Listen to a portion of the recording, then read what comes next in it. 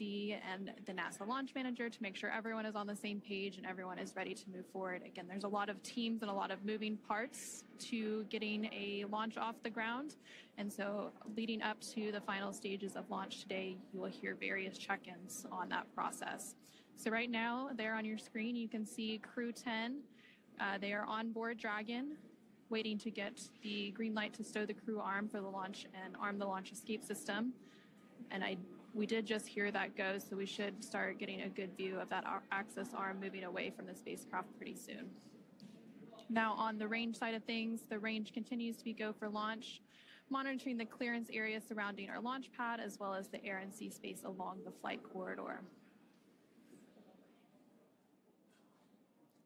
And as you can see in your on the left-hand corner of your screen, the weather is looking great for today's launch. Overall, weather is trending in the right direction, and we currently have less than a 5% chance of violation at target liftoff time today, which is great. Our teams will continue to keep an eye on the weather, but we'll have a final pre-fueling weather briefing in about 20 seconds from now at the T-minus 45-minute mark. Now, weather is forecasted to be excellent on the Space Coast heading into today's launch opportunity. And again, the current forecast is greater than 95% chance of acceptable conditions at launch. Now, weather along the Atlantic T-minus coast... 45 minutes. Both control rooms go into lockdown and remain in that state until the launch escape system is disarmed.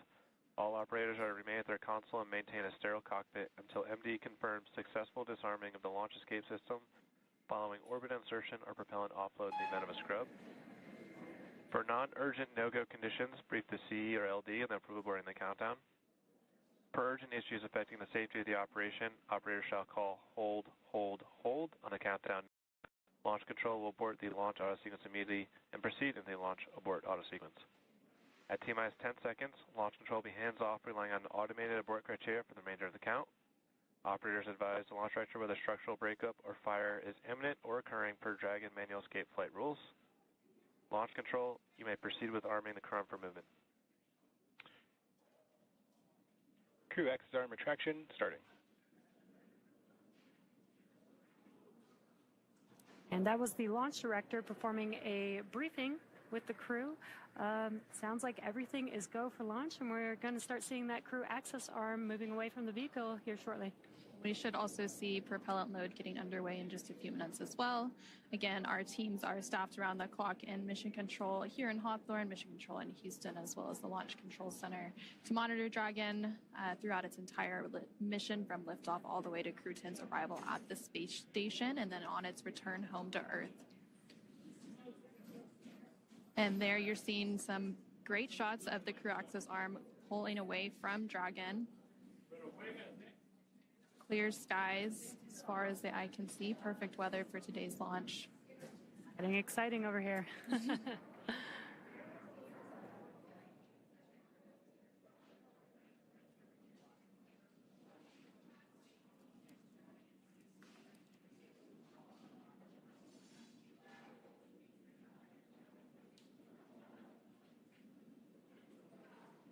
Yeah, weather looks amazing over there at pad 39A. You can see that crew access arm still moving.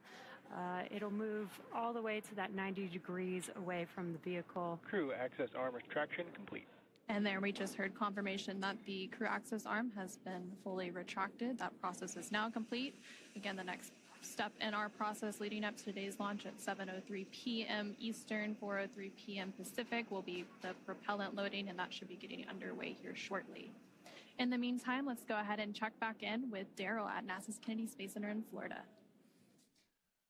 All right, thank you very much, ladies. Back here with NASA astronaut Jessica Meir as we orbit the launch pad, Launch Complex 39A here at the Kennedy Space Center, going in circles on Pi Day. Seems fitting, Jessica. Absolutely, it does. This is the day for it. We've got a few milestones coming up here in the next few minutes. We're going to close our visors at T-minus 39 minutes and then start the process of getting that launch escape system armed. As we just saw, the crew access arm has moved away, so if there were to be an emergency, Going through the crew access arm is one option up until the point in which the launch escape system is armed and then off the top of the rocket. Yeah, that's right. That launch escape arm could actually swing back in just about 30 seconds, and during that time, the crew would actually be unbuckling their seat belts and getting ready to egress, so that timing would work out. I just closed, arming the launch escape system. Copy, Dragon. You are go for 6.6 arm launch escape.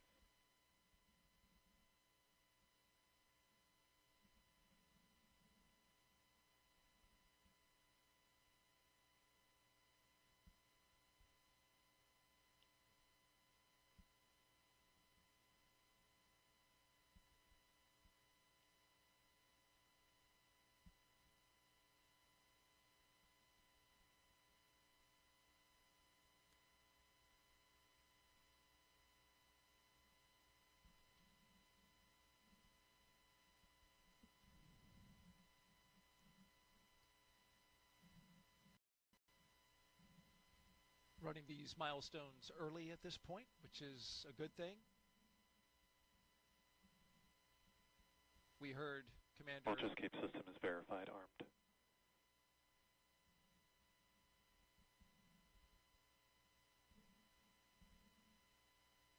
There we have the verification that the launch escape system is armed, a high energy system that could be very much needed in case something were to happen to the rocket.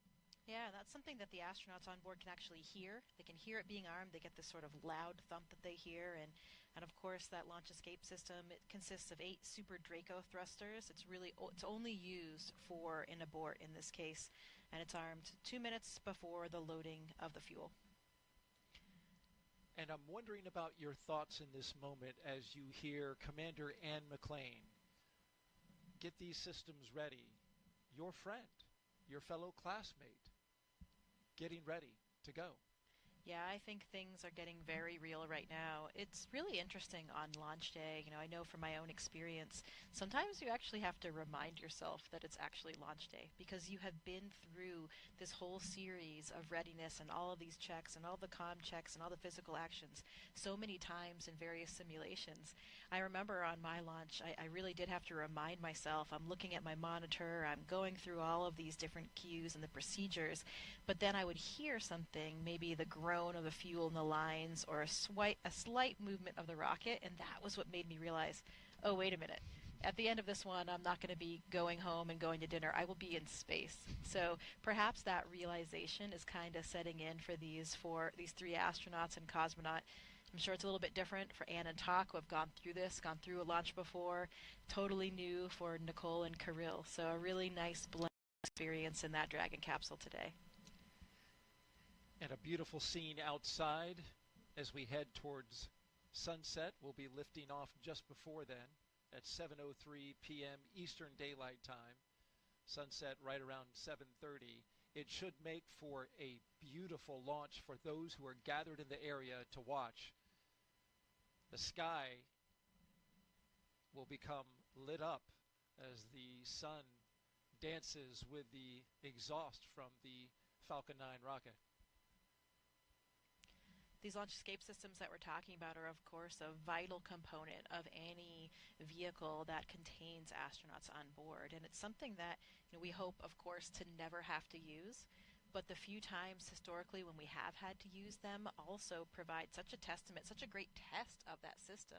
I remember very well Nick Hague and Alexei Ovchinin's abort on the Soyuz that happened in 2018.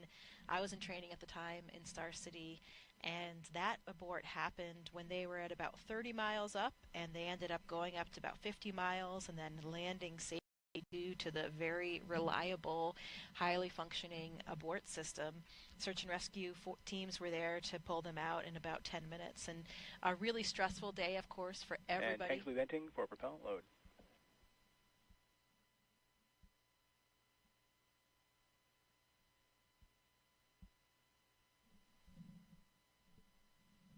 That was a stressful day for everybody on board and everybody on the ground, but again, a really nice test to see that these systems are in place for a reason and they do work. Nick Hague went to space that day and came right back. And fortunately, everything went well. And he was able to return to the ISS, and he's up there now.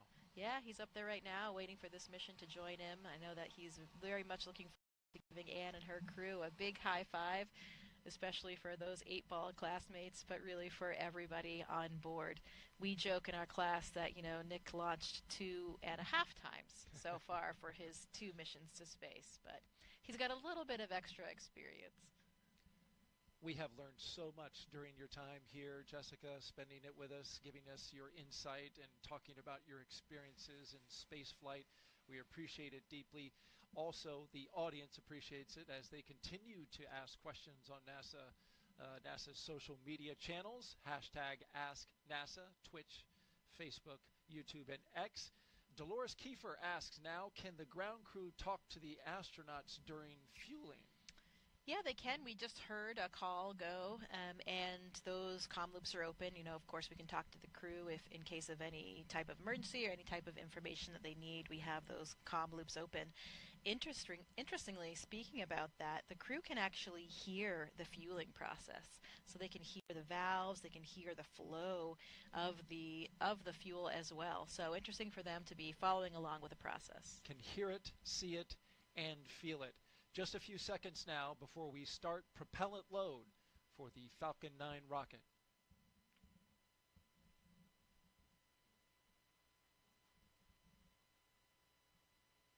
The launch auto sequence has started. And here we go. Tanks are being filled.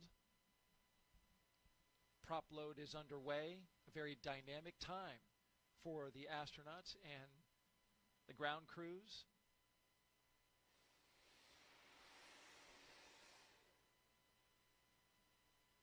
For this countdown today, we got a little further and have gone further than our attempt on Wednesday, which stopped at T-minus 43 minutes. We are now T-minus 34 minutes, and everything is looking good. The vehicle is go, spacecraft is go, ground teams are go, and now we are 10 minutes rocket.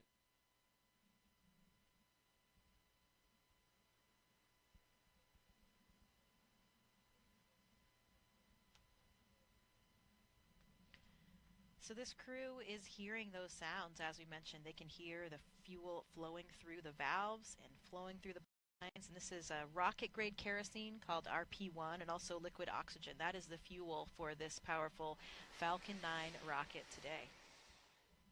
1.8 million pounds of thrust once the rocket takes off. Thanks to our Kennedy Space Center Flight Operations team for these beautiful helicopter shots. Doing a great job. Let's go back now to Hawthorne, California, and join our commentators there.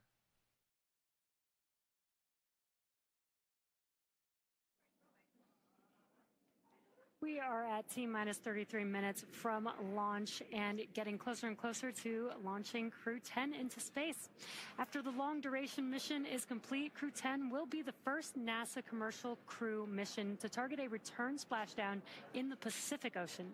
NASA and SpaceX have been working together toward certification and readiness for Dragon recoveries on the West Coast. Since 2019, Dragon recoveries have primarily occurred off the coast of Florida. SpaceX is moving Dragon recovery operations to off the coast of California to allow Dragon to complete its deorbit before safely jettisoning the trunk over the Pacific Ocean, comparable to the first 21 Dragon missions. Crew splashdown locations are near Los Angeles, Oceanside, and San Diego. The recovery vessel Shannon will be stationed in Long Beach, California to support the new operations.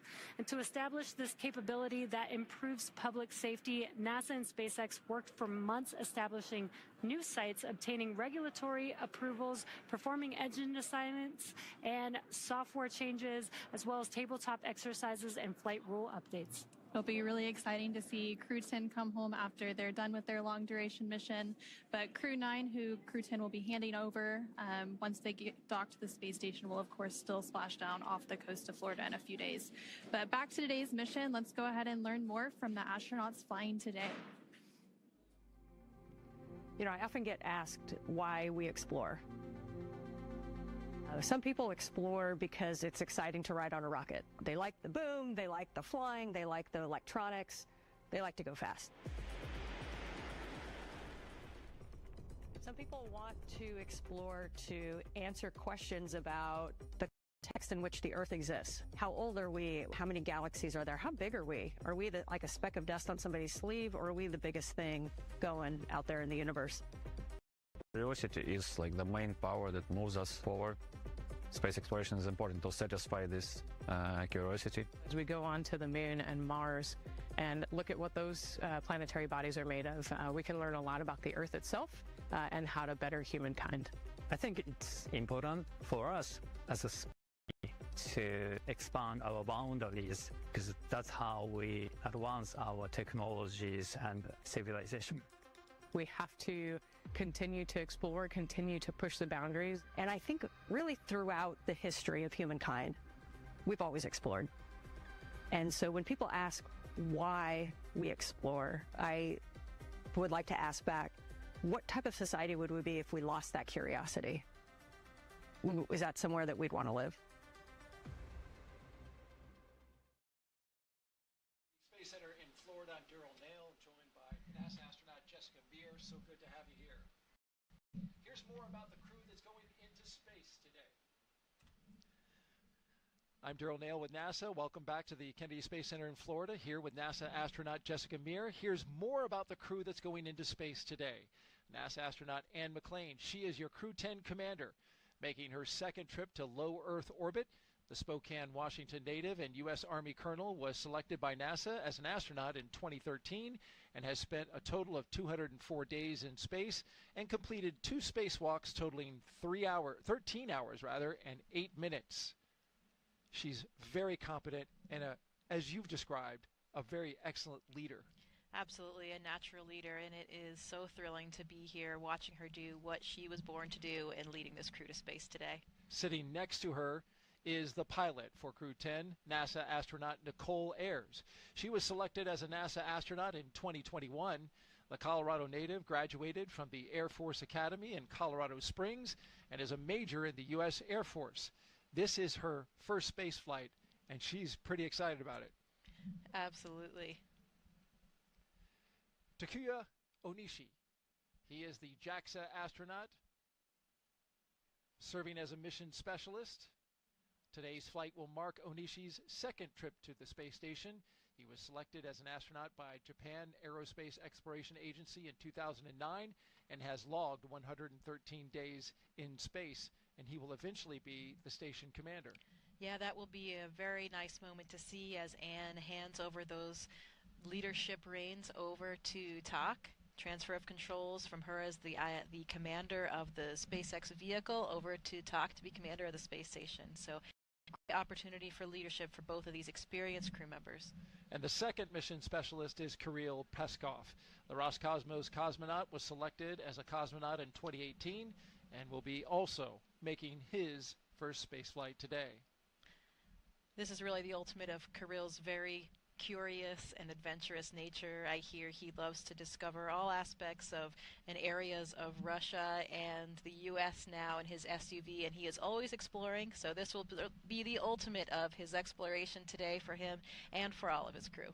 And all 4 of these crew members are pilots. They speak that common language of aviation. That must be comforting to all of them.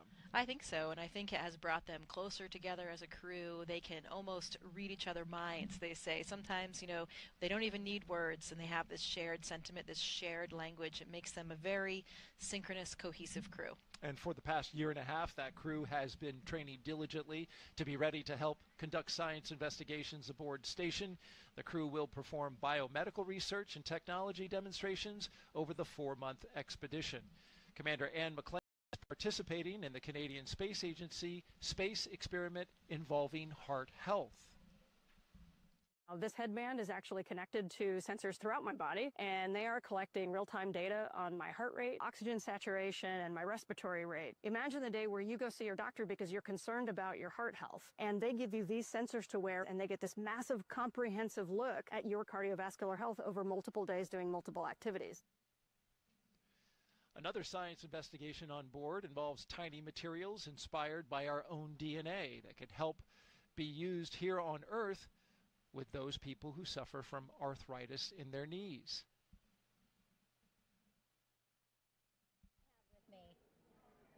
Let's go back to Megan Cruz, who is standing by with NASA Acting Administrator Janet Petro.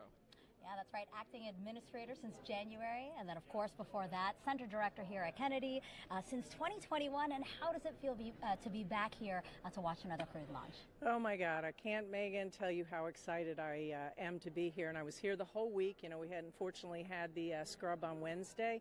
But I cannot explain the feeling of coming back home. You know, I love this center. I love this workforce. I love the mission that we have here at the center. So it was very exciting. You know, in D.C., it's not my normal job jar down here at the Kennedy Space Center being center director where, you know, I had the workforce and the mission. So I'm super excited to be back here and to be able to witness this launch later tonight. Yes, absolutely. Launch is going to happen here shortly. And, you know, I know we've been talking about this a lot in the broadcast, that every single member of Crew-10 is a pilonaut. Yes, actually. A pilot, as are you. Did you get to talk to the crew? I see that they've signed your hat. I absolutely did. So I got to see them a couple times. So when they landed at the landing facility here, I got to see them and greet them. And that's where they gave me this hat, That's which amazing. is so cool. I've never gotten a present from a crew before. So Crew-10, hats off to them for giving me, and they did sign it. And then on Tuesday, we got to go what's called Behind the Glass tour and talk to them. They're behind a glass because they're in quarantine, and we got to talk to them and ask questions and talk to them and just see how they were doing. And so that's pretty special. So I got to talk to all of them, all of those pilots there, and they are super excited, ready to go. Yeah, and speaking of excited, you know, we have NASA astronauts Sunny Williams, Butch Wilmore, Nick Hague, plus Roscosmos cosmonaut Alexander Gorbanov. They're going to come back shortly after Crew-10 arrives on station. During a live press conference from station recently, Butch and Sunny said they're going to miss space. Absolutely, because you got to think about the astronauts. And by the way, last week from Johnson Space Center's Mission Control, I did get to talk to Butch, Sunny, Nick, and a little bit to Don Pettit there, so I got to talk to them as well.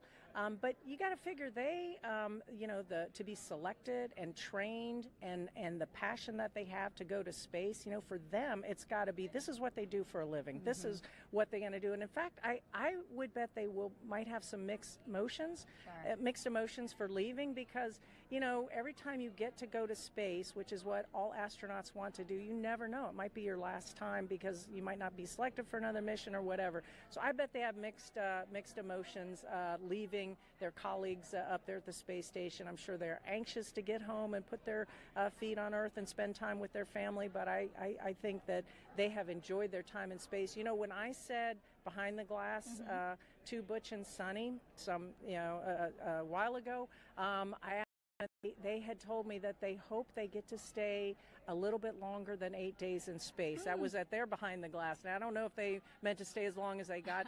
I know that they are a valued member of this expedition crew, and they've done amazing research. They've done spacewalks together. I think Sunny now holds a record for the most amount of time in the vacuum of space. So they have to be very, very proud of what they've accomplished. They were very much integrated as a crew and did a lot of work on the station, research and science experiments. Yeah. And so, yeah, I think they're going to miss space. I think so. Well, Janet, no mixed emotions here. It was great seeing you. I'm going to put this in a jar of memories of today because this was wonderful, and we're about to see launch. All right. Great Thank you, Megan. Megan. All right. Bye-bye. All right. We'll send it back to Daryl and Jessica. All right. Thank you both. And just behind them, as you saw in that shot, was the Vehicle Assembly Building, a very iconic building here at NASA, where we recently reached a major milestone in NASA's Artemis program. That's, of course, preparing for the first crewed mission around the moon in over 50 years. Engineers finished stacking the twin solid rocket boosters for Artemis 2. These 177-foot tall boosters will provide most of the 8.8 million pounds of thrust needed to launch 4 astronauts on a 10-day lunar journey. There's a shot of the core stage, which they're starting to work on now. Since November, crews have used a massive crane to lift and assemble those booster segments They're each packed with avionics and motors that will safely detach after launch. Now, with the completion of that, they're going to focus on the SLS. Artemis 2 will carry NASA astronauts Reed Wiseman, Victor Glover, and Christina Cook, along with Canadian astronaut Jeremy Hansen, on a mission around the moon. So here's Jeremy now with a little more about that.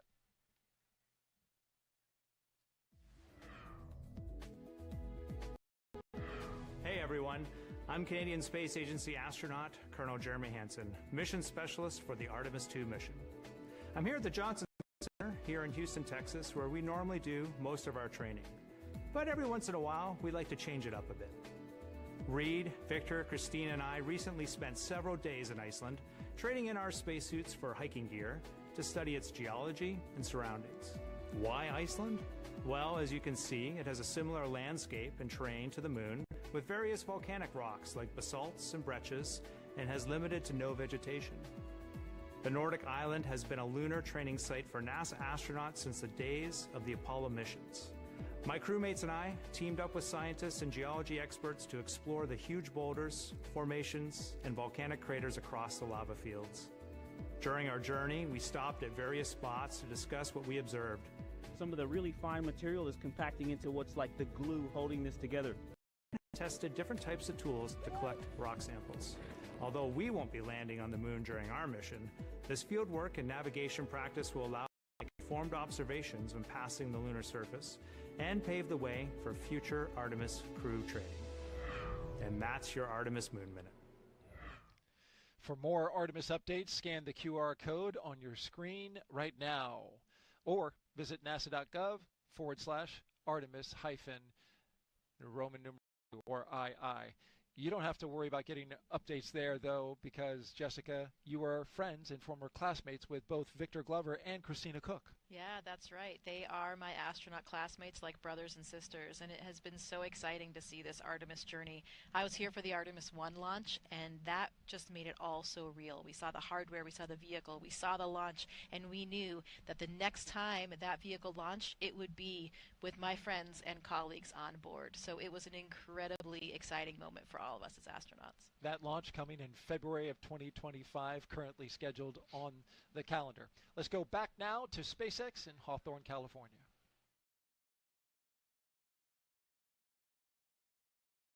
Thanks, Daryl. As we continue to count down, let's take a closer look at the vehicles that will be taking Crew-10 to the International Space Station today. Falcon 9 is a two-stage rocket developed and manufactured by SpaceX, known for its safe, reliable, and effective access to space. It's also the first orbital-class rocket capable of reflight. And sitting at the top of Falcon 9, Dragon and its trunk stand over 26 feet tall. There are two windows on the spacecraft, plus one underneath the nose cone. The nose cone opens shortly after launch to expose the forward bulkhead thrusters and docking mechanism that will connect with the space station. Dragon's trunk holds solar cells, which power Dragon while it's in free flight, and the trunk can also carry unpressurized cargo. Now, Dragon has played a significant role in advancing our future in space by safely transporting crew to and from the space station. There are currently 4 Dragon spacecraft supporting human spaceflight missions that have docked to the station. There you can see them on your screen. That is Endeavour, Resilience, Endurance, and Freedom. Now, designed to be the safest spacecraft ever flown, Dragon is capable of carrying up to 7 passengers to and from Earth orbit and beyond. And Dragon has 16 Draco thrusters that can be used in space to help navigate the spacecraft to its destination, each providing 90 pounds of force. That doesn't include the 8 Super Draco thrusters used for an abort, which are no longer active once the crew is in orbit.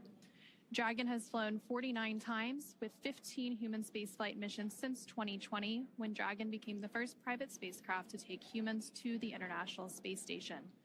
In that time, Dragon has flown over 1,000 experiments to space and 56 crew members representing 14 different countries.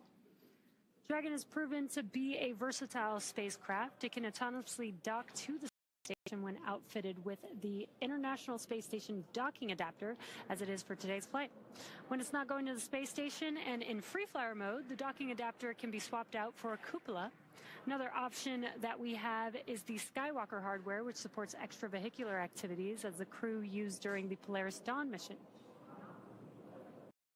Now continuing down the vehicle, we do have the second stage. The second stage is powered by a single Merlin vacuum engine, or MVAC engine, which is optimized to perform in the vacuum of space. After stage separation, the MVAC will ignite and carry Dragon to its target orbit.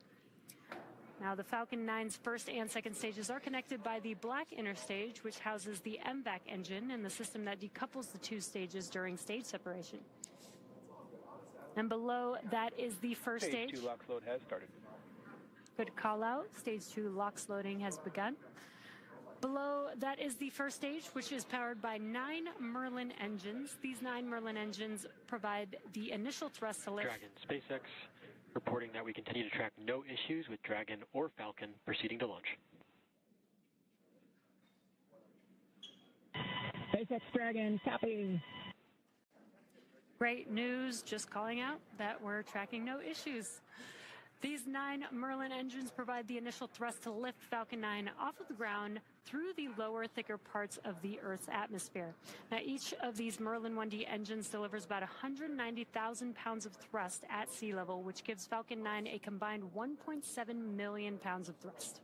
And after stage separation, stage 1 will return to Earth for recovery and reuse on a future mission using a combination of the Merlin sea level engines and the 4 titanium grid fins located near the top of the booster, which will guide it during its re-entry and landing. The Falcon 9 first stage is also equipped with 4 landing legs that deploy and allow for vertical landing on a drone ship or landing pad. Now today we will be attempting to return the booster to land at landing zone 1.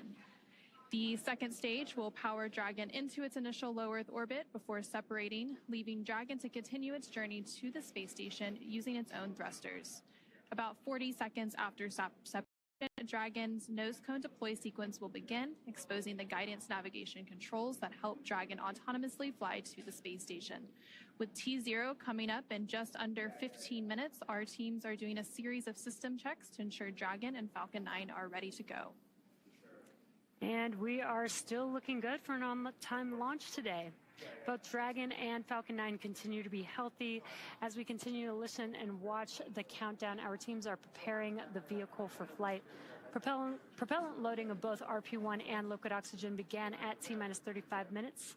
And we also heard the call a few minutes ago that the launch escape system is armed. The launch escape system is designed to propel Dragon away from Falcon 9 in the event of an emergency during launch. Now, the range, which is monitoring the keep-out zones among other key flight requirements, also continues to report no issues, and they are go to support today's launch. And weather also continues to look good. You can see it there on your screen, clear skies. And we are still tracking a roughly less than 5% chance of violation at our target liftoff time of 7:03 p.m. Eastern, 4:03 p.m. Pacific. And as you heard earlier, we're continuing to be optimistic that we're going to maintain these good conditions into launch. And as a reminder, today we have an instantaneous launch window driven by our planned rendezvous point, the point at which Dragon and station will meet in orbit. The station is orbiting the Earth at more than 17,000 miles per hour, and Dragon needs to catch up. That means we have to deliver Dragon to the correct orbit by timing its trajectory relative to the orbiting laboratory so that they are in the same place in orbit at the same time. So precise liftoff time is crucial for hitting that rendezvous point. And at this point, if we hear a hold for any reason, we would have to stand down and target our backup launch opportunity, which is Saturday, March 15th at 6:41 p.m. Eastern, 3:41 p.m. Pacific. But again, and all the systems continue to be go. And for now, we're going to go ahead and turn it over to Gary at the Johnson Space Center for a quick status update from Houston. Hey, thank you, Anna. Back here in the International Space Station Flight Control Room at NASA's Johnson Space Center in Houston, teams continue to work around the clock to monitor activities aboard the Orbital Outpost. Leading the teams inside the room is Flight Director T.J. Creamer. The team in Mission Control Houston, the team in Hawthorne, and the astronauts aboard the space station will track the autonomous docking of Dragon Endurance when they enter joint operations. This will happen when the spacecraft enters the approach ellipsoid, the invisible boundary stretching 4 by 2 by 2 kilometers that helps us monitor all arriving and departing spacecraft, is essentially the neighborhood of the space station. Once docked, crew members in both Dragon and aboard the station will perform a series of leak checks, then work to open the spacecraft's hatch for Crew-10 to float into the station and begin their stay. We anticipate that the hatch will be opened about an hour and a half after the docking. When they enter the orbital outpost, Crew-10 will be greeted by the rest of their Expedition 72 crew and will come together for opening remarks. That's all from us here in Mission Control as the anticipation continues to build for launch in under 20 minutes. How's it looking on the Space Coast, Daryl? We're looking great, Gary. Looking fantastic. We've got fantastic weather, 95% go. You see the beautiful shot outside of the pad there, the rocket and the spacecraft. When it launches today, the crew aboard the ISS, the destination for today's launch, will be about 260 miles over top of the west coast of Australia. So too far to see the launch. It's nice to see a rocket go off when you're on the ISS, but unfortunately it won't be the case this time. Oh, yeah, it is a wonderful thing to see when your crewmates are heading towards you. I remember a photograph that Christina Cook took of my Soyuz approaching the station, and one of these incredible opportunities that you could see the outline of the trajectory of the Soyuz as it approached, and it's such a beautiful image. It's a shame they won't be able to see it, but they will be so excited to have their crewmates come on board. And we're about to hear from the crew here before launch. We'll hear from them after launch. It'll be special. They have some important things to say. Oh, absolutely. I am very excited to hear these final thoughts coming from the entire crew right before launch. Okay. All right. With that, we'll send it back to SpaceX in Hawthorne, California.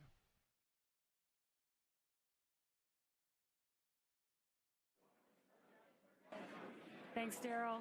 Our next major milestone on the countdown event will be around the T-minus 10-minute mark, which is just in about 5 seconds, when Falcon 9 launch commit criteria get checked by computers. Dragon, SpaceX, confirm crew displays are configured for launch.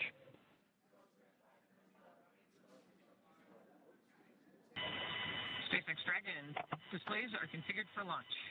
And with that, this is the pilot, Nicole Ayers.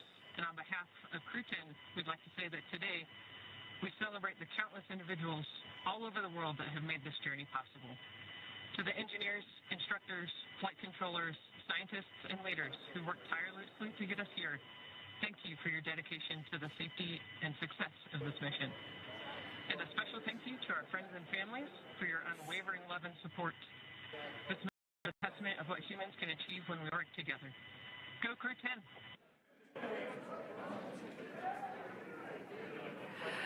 Such great words from the crew. Again, and some cheering going on. You can see that on your screen. SpaceX copies. And from the entire SpaceX team here, it's been a pleasure working together to prepare for this mission. And from all of us, good luck, Godspeed, go Crew-10, and enjoy the ride.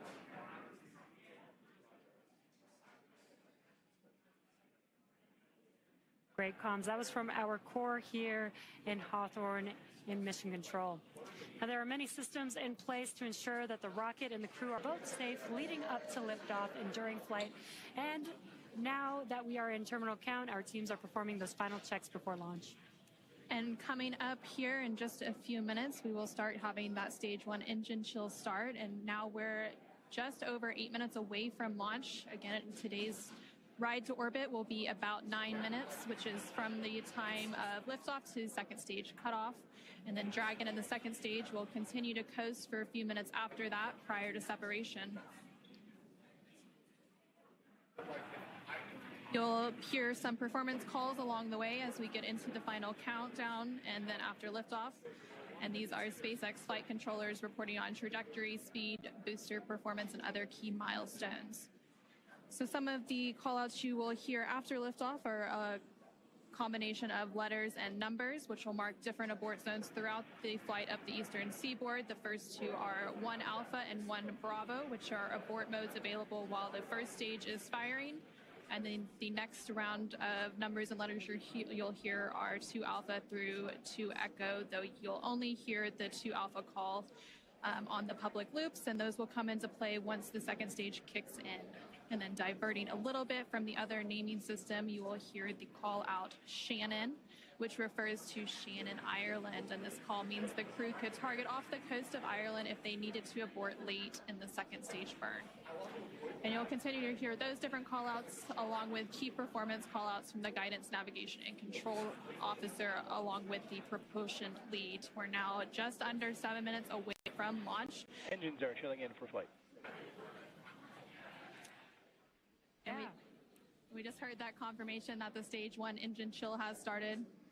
Yeah, exactly. That call out is because we are flowing a little bit of liquid oxygen into the engines. That's to help prepare the vehicle or the engines for the full flow of liquid oxygen into the engines. That makes sure that we don't shock the system at that full flow. Now we are still loading. Now at liftoff, Falcon 9 is consuming about 700 gallons of fuel per second. So engine chill helps us prevent that thermal shock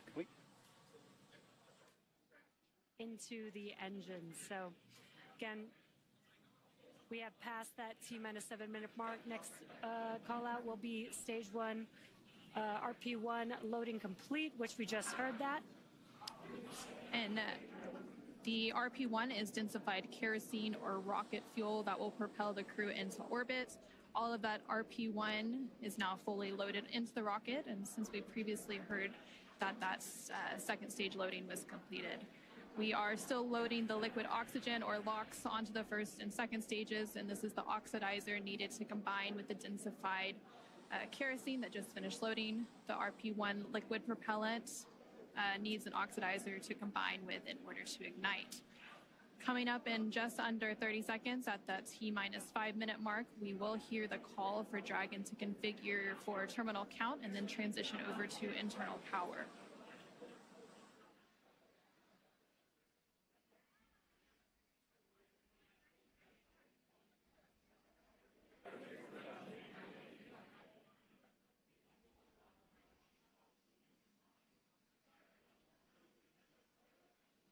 Tanks are pressing for strong back retract. Dragon is in configure for terminal count. And there we just heard that call out for terminal count. So now Dragon onboard computers will take control of the spacecraft. And we also heard that the propellant tanks on Falcon 9 are getting ready to pressurize, adding some additional structural support to the rocket as we get ready for that strong back to retract. And that strong back provides access to Falcon 9's fueling lines. Has started. That strong back lower has now started, and again, that strong back provides access to Falcon 9's fueling lines and umbilicals for both propellant load and the different gases being loaded on board. And what you should see on your screen is there's those clamp arms that are around the second stage just below Dragon. They're going to open up, and once they're fully open, then that strong back or the TE can begin to recline away from the vehicle. Now, initially, we are going to recline that TE just about 2 degrees away from the vehicle, and we'll fully move the TE about 45 degrees away up at T0. And they're maybe a little hard to see on your screen, but the clamp arms are opening up there. There's a better view. Looks like the clamp arms are now fully open, so that TE will begin to move away from the vehicle. Very slow and slight, but just enough to get two degrees away from the vehicle. And then coming up in less than 30 seconds at the T-minus 3 minute mark, the first stage liquid oxygen or LOX load will complete. And we'll continue to check through a couple more fueling milestones, including one around the T-minus 2 minute mark before flight, where we'll hear liquid oxygen loading is complete on the second stage. And now you see all of those white clouds on your screen. Those are clouds of vapor, and they're completely normal, and we'll see them continue to build up as we get closer to launch. This is because liquid oxygen is super chilled, so a little of it will boil off in the warmer Florida air.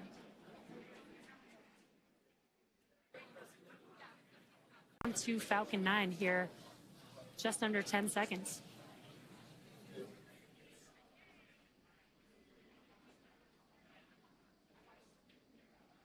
Stage 2, LOX load complete. We just heard confirmation that the stage 2 liquid oxygen loading is now complete. 2 minutes away from launch, gas closeout has also begun. So we're now isolating all of the feed lines for the different gas systems from the Falcon 9 rocket.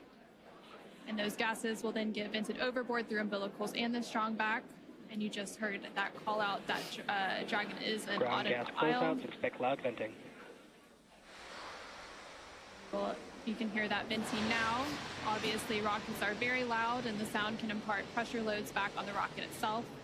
Hot water absorbs and prevents the sound from hitting the structure and reverberating back onto the rocket. And that call out for auto idle puts the rocket in a state the flight computers understand before it takes over, making sure the transition to final countdown is smooth and all the flight computers on board are in sync and configured for launch. Falcon 9 is in startup. And now we just heard that Falcon 9 is in startup. Granted in countdown. And in the final countdown, less than a minute to go. At the time of launch, the space station will be flying 260 statute miles over the west coast of Australia. Dragon, SpaceX, go for launch. And great call out. SpaceX, Dragon Crew-10, copy, go for launch. Great call out that we're go for launch, and we do have a large crowd here in front of Mission Control. T-minus 30 seconds. Waiting to watch Crew-10 take off today.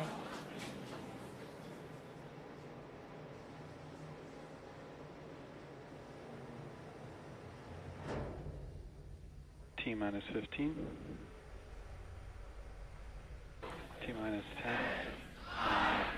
8, 7, 6, 5, 4, 3, 2, 1. Ignition and liftoff. Go SpaceX, go NASA Crew-10.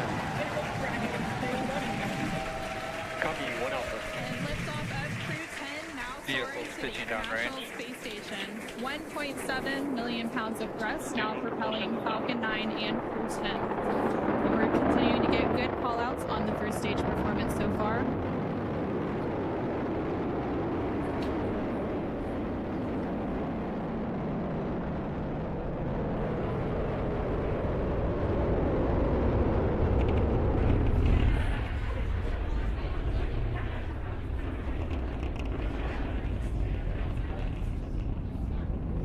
We're now 40 seconds into today's flight. Power and telemetry nominal. Continuing to get good performance call-outs. Stage throttle down.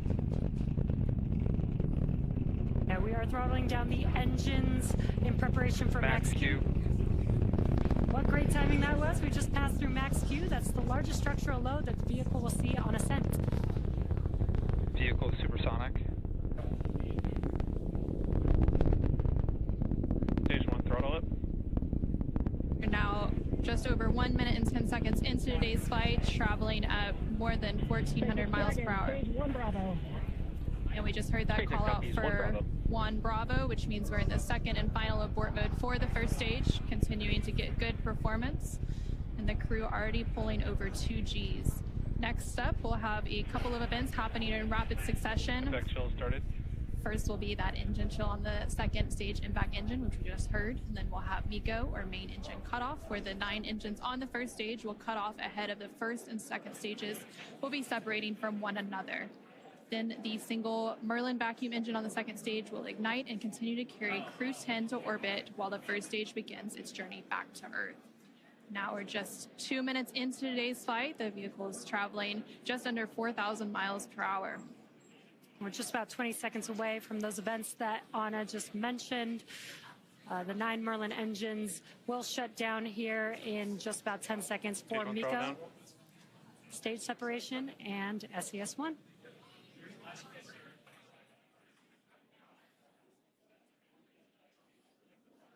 Main engine cutoff. SpaceX Dragon, 2 Alpha. Stage separation confirmed. Copy, 2 Alpha.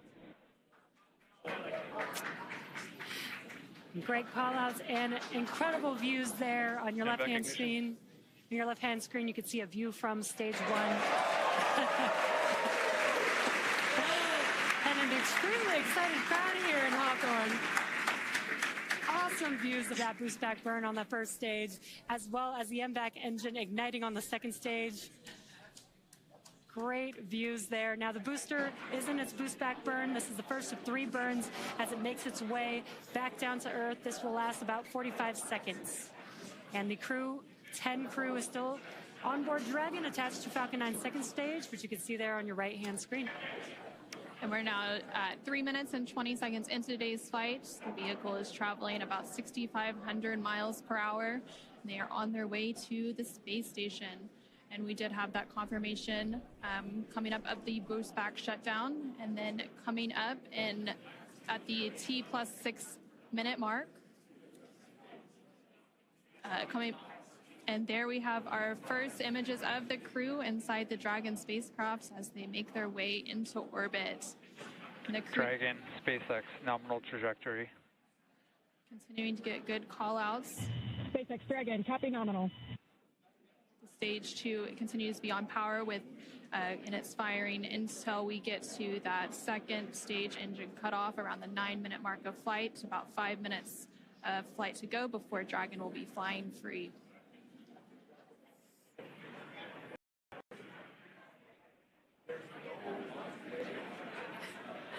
Some cool views there on your left-hand screen. That's the first stage booster as it's making its way back down to Earth. This is a ground tracking camera getting these awesome views.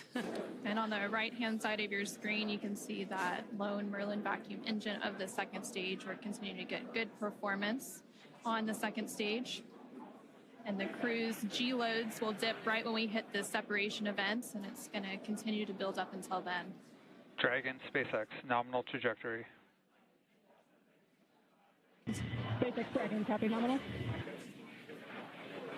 We're now at 5 minutes into today's flight with a liftoff at 7:03 p.m. Pacific, 7:03 p.m. Eastern, 4:03 p.m. Pacific. Continuing to get good call-outs as Stage 1 makes its way back to Earth, and Stage 2 continues to fire, propelling Dragon into orbit. If you're just now joining us, the 4 members of Crew-10 launched from Launch Complex 39A at Kennedy Space Center in Florida. And they're currently on board Dragon, still attached to Falcon 9's second stage, which you're seeing there on your right-hand screen. On your left-hand screen, the first stage vehicle is making its way back down to Earth. It already completed the first of 3 burns as the boost back burn, and the next event coming up for that vehicle is going to be the entry burn. Dragon, SpaceX, nominal trajectory. Great call-outs there. That entry burn is coming up. SpaceX Dragon, copy nominal. That entry burn is coming up here in just under 20 seconds. We'll reignite 3 of those 9 Merlin 1D engines to help slow the vehicle down as it makes its way back into the Earth's atmosphere. We're now just over 6 minutes into today's flight as Dragon and the second stage continue traveling at over 12,000 miles per hour, making their way into orbit and on the way to the International Space Station.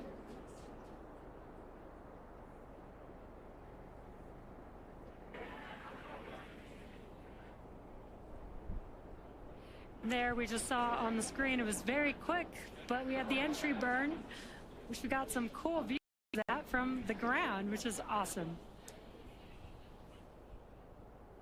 Now the next event coming up will be the landing burn for the first stage. That's coming up here in about 30 seconds. Dragon, SpaceX, nominal trajectory. Again, great call outs for SpaceX Dragon, copy nominal.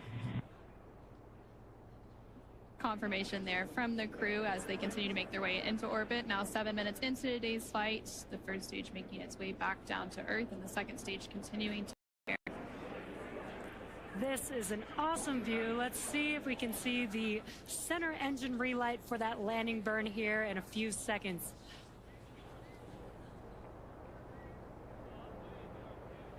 There's that landing burn. Let's watch as Falcon 9 touches down on landing zone 1. Stage 2 SES space.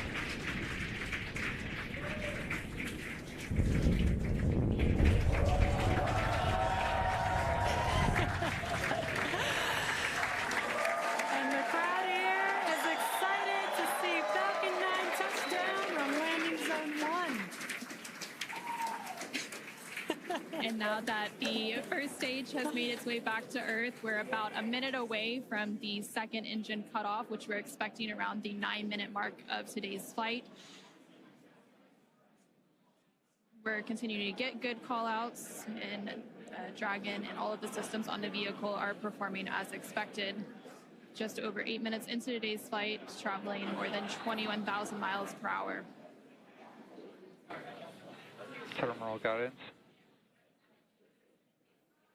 Hearing good call-outs. We're about 30 seconds away from that second engine cutoff, and then shortly after that, about a minute or so later, we will have orbital insertion.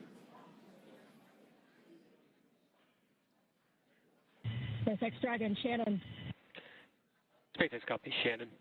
And that call out there for Shannon, and that is the call out for Shannon, Ireland, which is the final abort stage for the second stage off the coast of Ireland.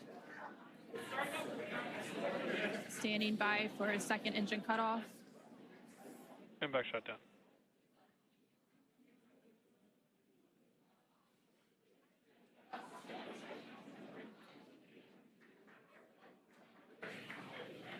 Dragon, SpaceX, orbit insertion. And there we heard confirmation Launch of escape system disarmed. good confirmation of orbital insertion. Crew-10 is now well on their way to the International Space Station following a 9.5-minute flight uphill. Now, the second stage is preparing for Dragon separation here, which should happen shortly. In about 10-15 seconds is what we're expecting. And we're preparing for stabilizing the second stage so that we can have a smooth separation. And there you can see on the left-hand side of your screen, the crowd is going wild. There on your screen you can see that Dragon separation, that second stage making its way, and Dragon is now flying free. 10 minutes into today's flight, that was about a minute after we had that second engine cutoff and orbital insertion. It looks like a good separation, good rates. Dragon now flying free. There on the right-hand side of your screen, you can see some first images of Crew-10 inside the Dragon Endurance spacecraft as they're now successfully in orbit. Dragon, SpaceX Chief Engineer on Countdown 1. On behalf of the entire Falcon team, we thank you for flying with Falcon and wish you a great mission. Over to LD. It was an honor flying with you this evening. We wish you well on your journey and give Crew 9 our best. Thank you for flying SpaceX.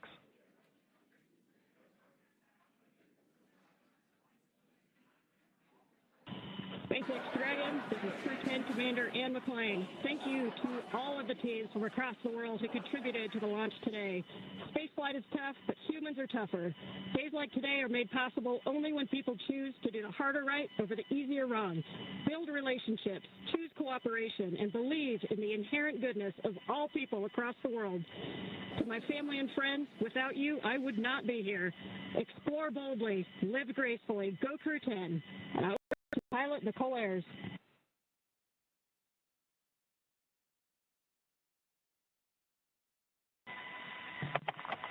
Pilot Nicole Ayers again. We're not the first humans to get to orbit, and we wouldn't be here without the bravery and hard work of those who have paved the way for human spaceflight.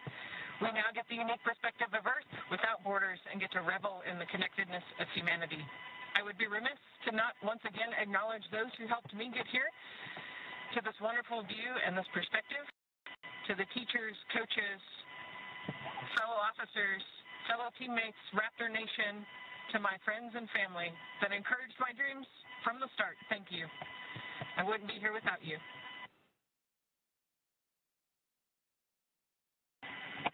This is Mission Specialist Takuya Onishi. I want to say a huge thank you to NASA and SpaceX, especially the Falcon 9 team for the successful launch, and we are looking forward to a smooth ride to the International Space Station.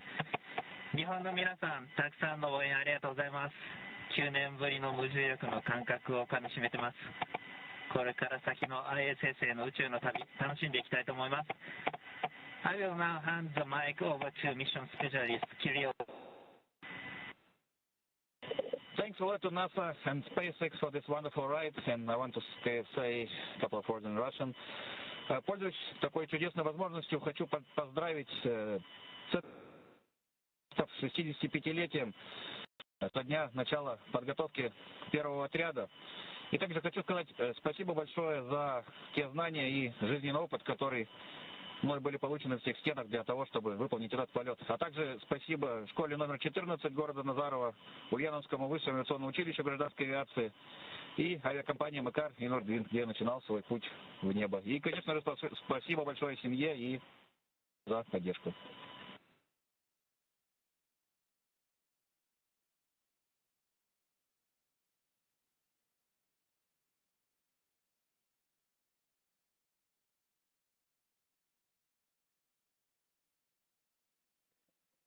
Thank you, Crew-10.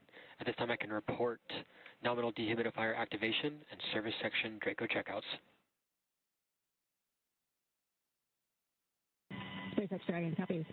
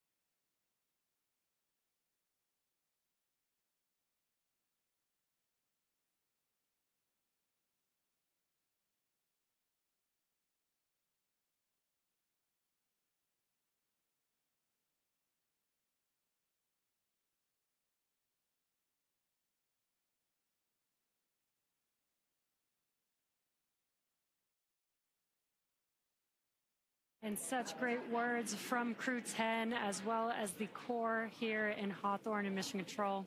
We also got confirmation that the nose cone deploy is underway. The 6 hooks that hold the nose cone in place during the launch and ascent portions have to retract, and then the nose cone will be able to start to swing open and deploy. Now, this uncovers a number of critical systems for the flight up to the space station, including the forward bulkhead thrusters and the docking hatch.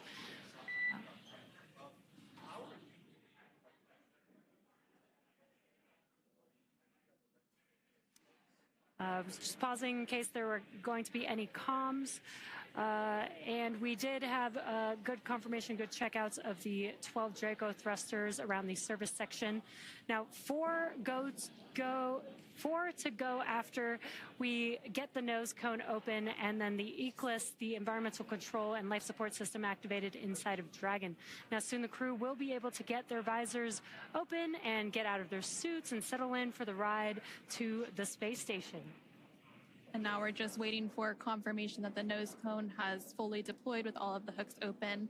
But just to recap a little bit, we did have a successful liftoff of Crew-10 about 18 minutes ago at 7:03 p.m. Eastern, 4:03 p.m. Pacific.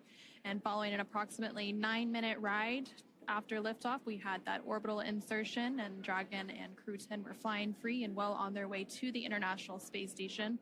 They now have an approximately a 28-hour journey before they do reach their destination of the space station, and that docking is targeted for tomorrow, March 15th at 8:30 p.m. Pacific, 11:30 p.m. Eastern, to the forward-facing port of the station's Harmony module. Between now and then, Dragon will perform a series of burns as it catches up to the space station, and that first burn will be a phase burn about 30 minutes from now at 4:52 p.m. Pacific, 7:52 p.m. Eastern. And the nose cone is about 75% open at this point. Human spaceflight has come so far in the last 5 years with Dragon.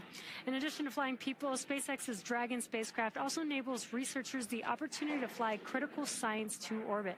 And so far, SpaceX and Dragon have carried over 1,000 research experiments to and from low Earth orbit, both to the International Space Station and on our free flyer missions.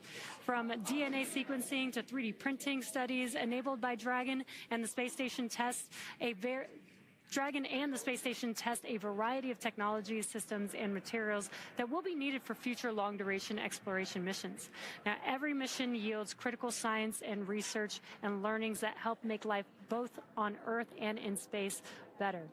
And flights like today's help us continue to lay this foundation for our future among the stars and continue our mission to make life multiplanetary. Once Crew-10 does arrive to the International Space Station, they will, of course, partake in some additional science and research. They will have over 200 experiments that they will contribute to during their time aboard the International Space Station. Again, we're just standing by for confirmation that that nose cone has fully deployed. And we may also get some additional look inside the cabin of the crew. Yeah, as we patiently wait for those views, we are trying to see if we can get some views. We were seeing some views from the second stage. This looks like it might be a view from the forward. Dragon SpaceX nominal nose cone opening and forward bulkhead Draco checkouts. SpaceX Dragon copies and confirm nominal E-course activation and go for visors. There we heard confirmation that the nose cone has fully deployed and that the crew is now able to lift their visors. And there, again, we're seeing some views inside the Dragon Endurance spacecraft with Crew-10 on their way to the International Space Station. Affirm, you are go to open visors. Copy. Great calls there. They're go to open visors, which means that shortly they'll also be able to get out of their suits and get comfortable for the entire ride on Dragon to the International Space Station. And from left to right on your screen, there's Roscosmos cosmonaut Kirill Peskov, NASA astronaut Nicole Ayers, NASA astronaut Ian McLean, and then far on the right-hand side of your screen is JAXA astronaut Takuya Onishi. And there you can see that they are in microgravity as their tablets are floating around there. They do have them attached to a little string that helps allow them so that, you know, as they're strapped into their seats, they don't lose their tablets. We're now just over 20 minutes into today's flight following that successful liftoff at 7:03 p.m. Eastern, 4:03 p.m. Pacific. There you're getting an over-the-shoulder view between the commander and pilot, so Ian McLean and Nicole Ayers.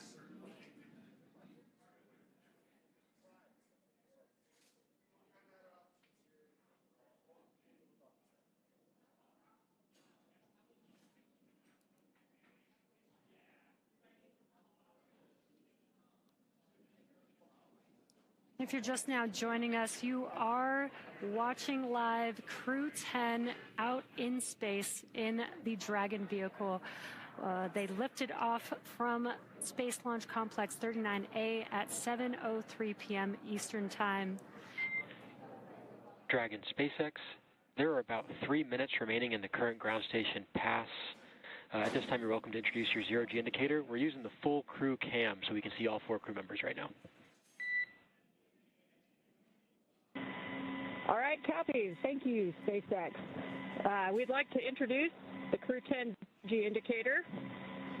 Takuya is holding him up. This is a hand crochet origami crane. It's Japanese origami, hand crocheted in the United States, and his name is Drug, which is the Russian name for friend. Origami is the Japanese art of folding paper. This is a nod to the unique and deep cultural traditions from which each of us come. While we're from different parts of the world, we are brought together in this bold endeavor, and we represent all of humanity. The folded paper design was also chosen to represent paper airplanes that we made when we were kids, before we were astronauts, when all we had was a dream. And we looked up at the sky and we wondered, what if? It's a symbol that every big accomplishment starts with a quiet dream, and that dreams do come true when you believe in yourself and you listen only to those who believe in you. Crew-10 believes in all of the dreamers. The flag and the number markings on the crane, there's a number 10 on each of its wings and a flag from each one of our countries on the tail. This is a nod to each of our shared experiences as professional pilots. These patches are arranged to look like an airplane. This is a source of deep pride for our crew, because what pilot doesn't like to talk about the fact that they're a pilot?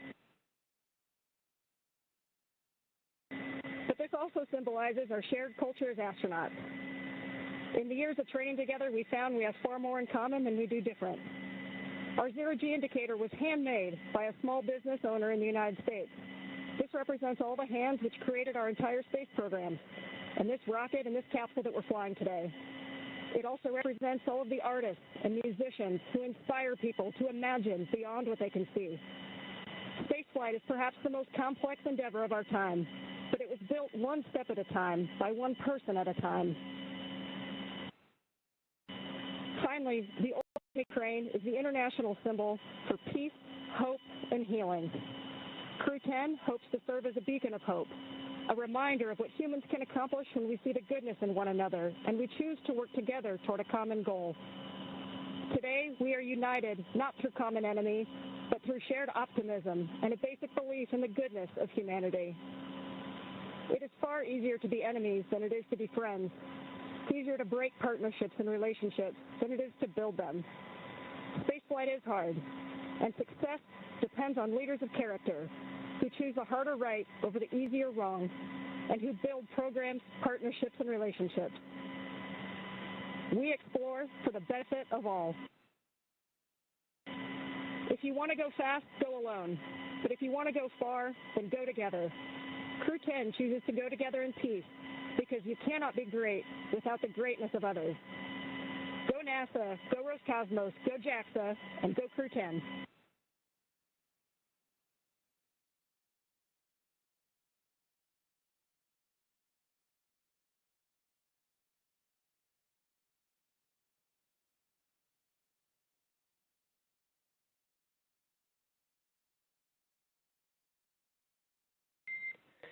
Dragon SpaceX, we really appreciate those words, Ann. Thanks for introducing.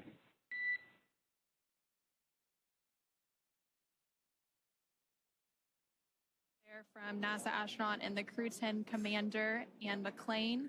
And again, Crew-10 comprised of McClain along with NASA astronaut Nicole Ayers and JAXA astronaut Takuya Onishi along with Roscosmos cosmonaut Kirill Peskov are now safely in orbit following an approximately 9-minute ride after a liftoff at 4:03 p.m. Pacific, 7:03 p.m. Eastern from NASA's Kennedy Space Center in Florida. The crew now has an approximately 28-hour journey ahead of them before they reach their destination, the International Space Station.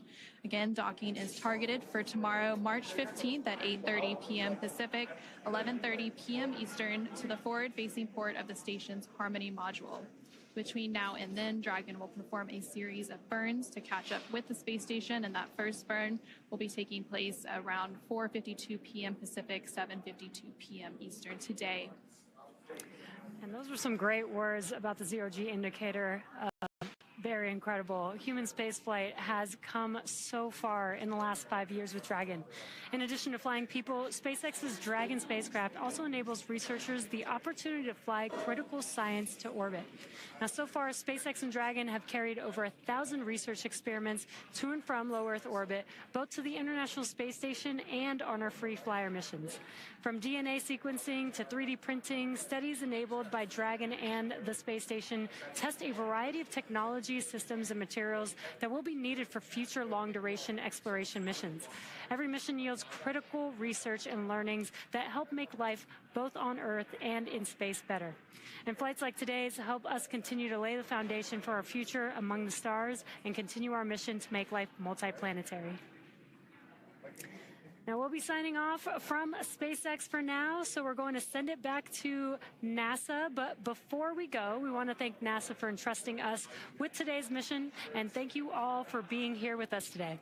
And with that, we're going to end our coverage from Hawthorne until we pick back up with our docking coverage in about 26 hours at 6:45 p.m. Pacific, 9:45 p.m. Eastern tomorrow, March 15th, for that targeted docking to the International Space Station at 8:30 p.m. Pacific, 11:30 p.m. Eastern.